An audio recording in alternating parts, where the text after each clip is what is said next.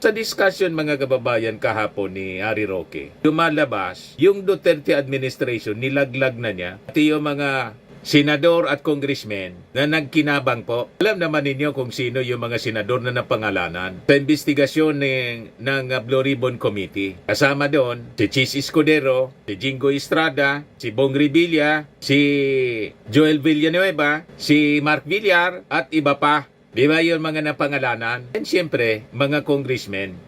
Karamihan po dito sa mga congressmen, mga kaalyado nila tulad ni Eric Yap, na dating chairman ng committee, Appropriations Committee mga kababayan during the Duterte administration. At sa administrasyon ni Digong, tumabo ng 51 billion pork barrel si Pulong, anak ni Digong. Pakinggan natin mga kababayan yung mga discussions ni Attorney Harry Roque. Hindi niya namamalayan, pinapahamak na niya yung previous administration.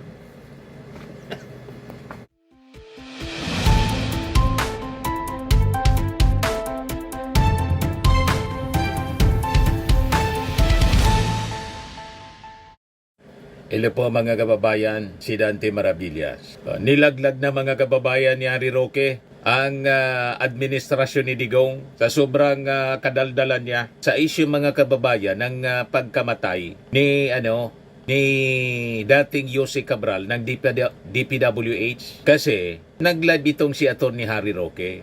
Yan Kapon, sabi niya dito sa kanyang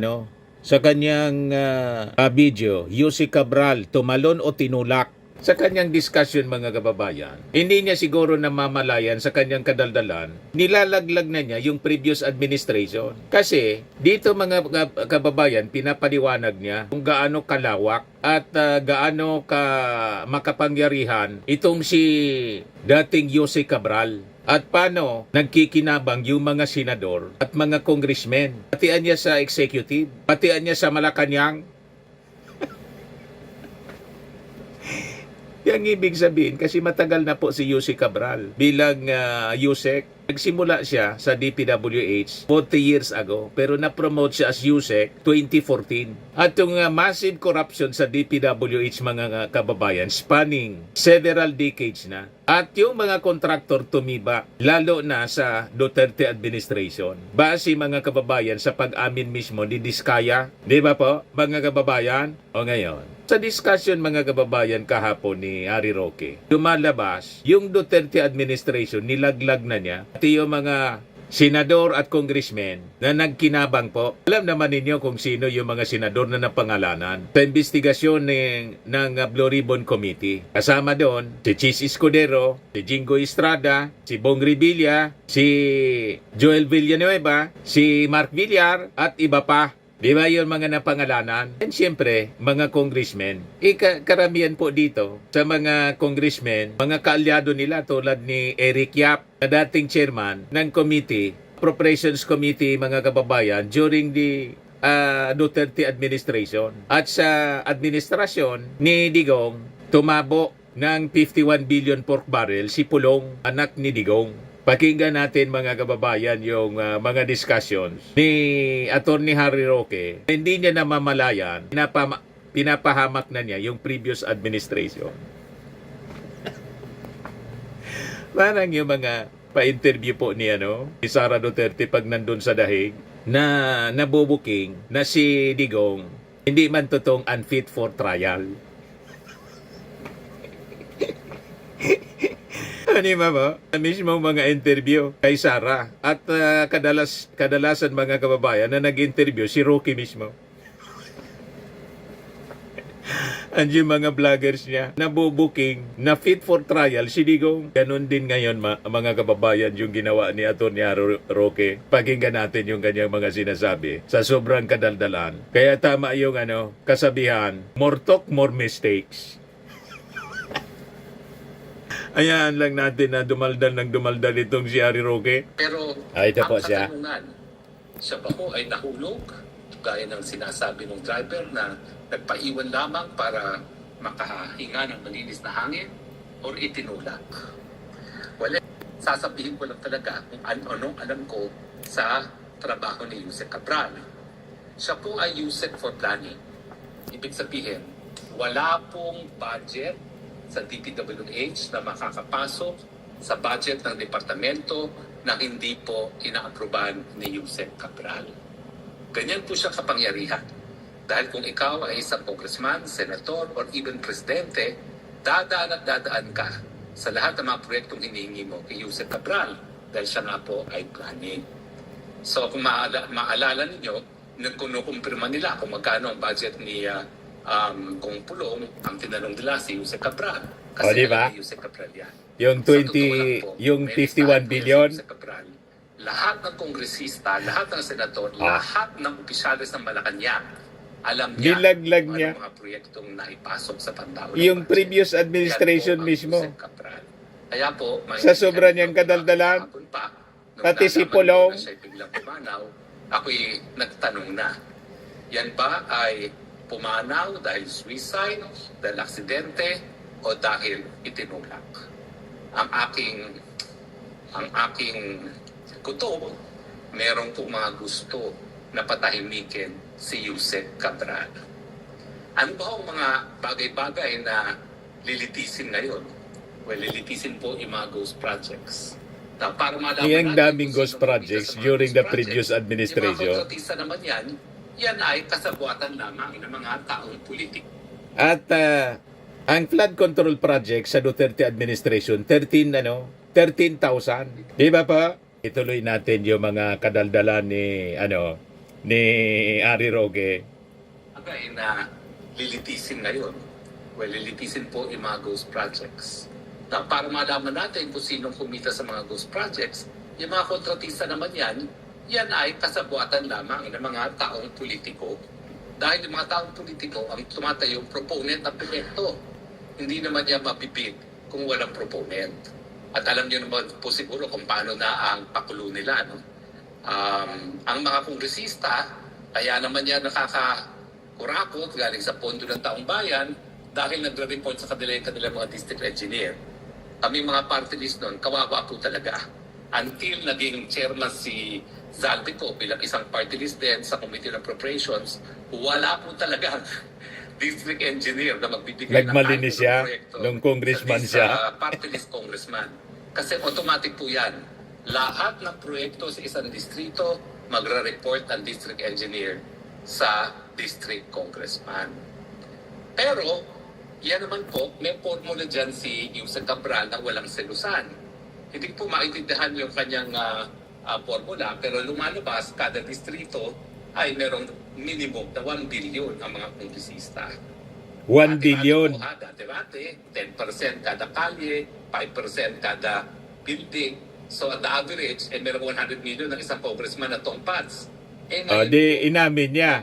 May 51 billion si Pulong.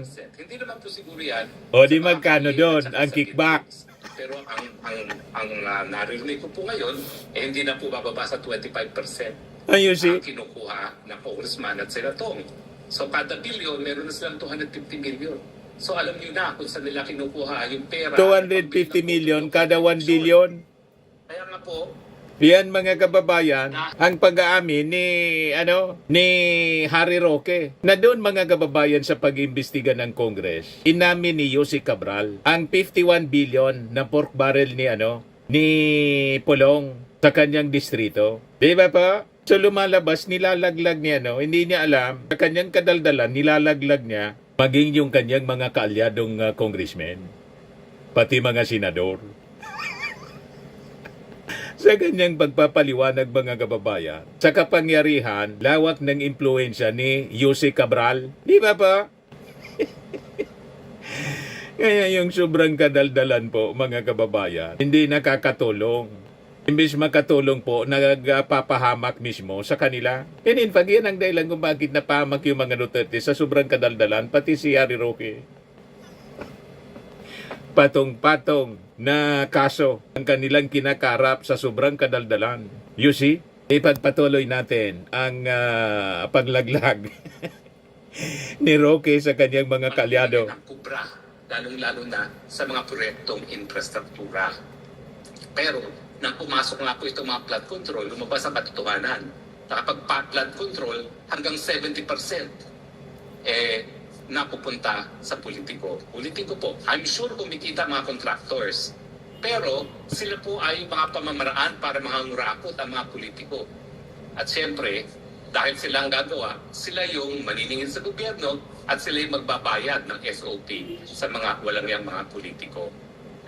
Lahat po ng proyekto sa kada distrito, Lahat taon-taon, ng proyekto sa kada dumadaan distrito sa taon-taon tanggapan ni nisakop yung Cabral. previous administration. Ngayon, kapag pinag-uusapan ay ghost project, alam ni Yusek Cabral kung sino ang nag-request ng You mga see? maanumalyang flood control projects. Ah.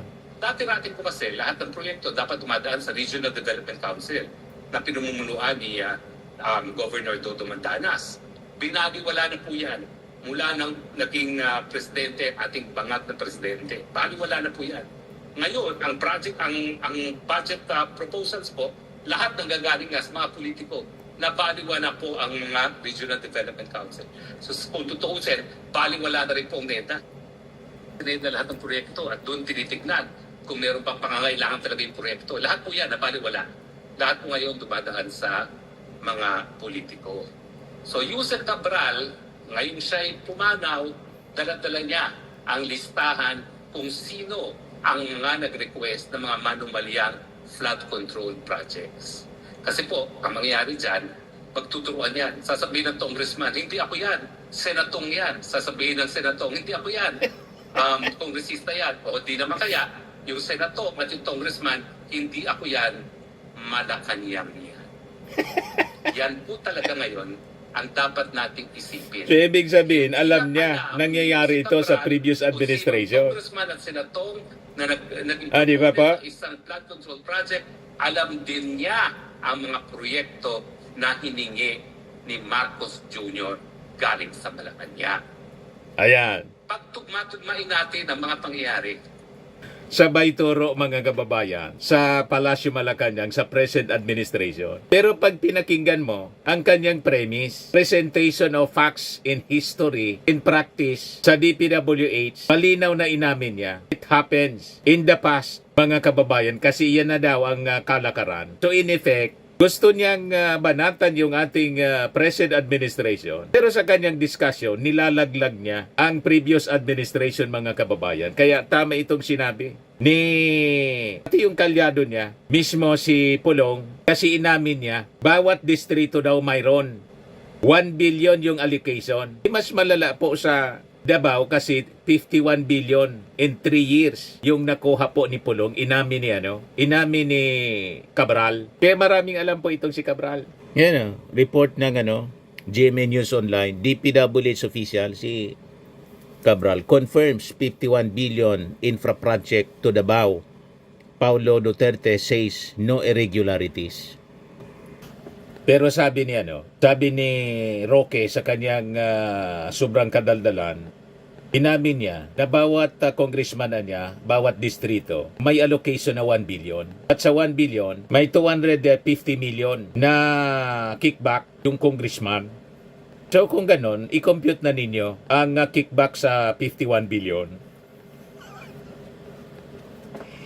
Diba, lumalabas, nilaglag mga kababayan ni Atty. Harry Roque, mismong si Pulong, sa sobrang kadaldalan niya. Kaya tama ito mga kababayan na sinabi ni Antonio Trillanes, dating senador.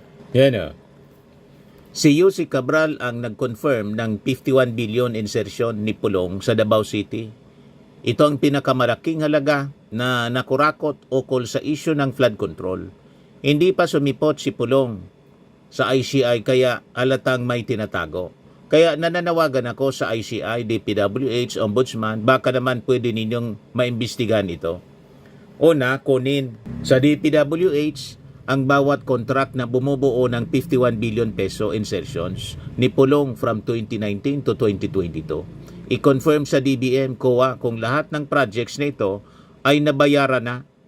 Ipatawag lahat ng contractors na nakapirma sa mga contracts, samahan ang contractors at district engineer sa Davao City para ituro nila kung saan ang eksaktong location ng mga nasabing 51 billion pesong project ni Pulong. I-check kung ang mga projects na ito ay ghost o substandard. I-file ang nararapat na kaso. Kasi mismo ng si Roque, inamin niya, bawat congressman daw, 1 billion yung allocation. Yan, yung ordinary congressman. Si Pulong po ang may pinakamatinding allocation, 51 billion. So kung 25%, 1 billion, 250 million. Compute na ninyo sa 51 billion. Wala pong idudulot na maganda talaga ang kadaldalan. Dumaldal, mahilig dumaldal siya, no? Si Atty. Harry Roque para idiin sana yung Marcos administration. Hindi niya na mamalayan. Ang nilalaglag niya yung Duterte administration.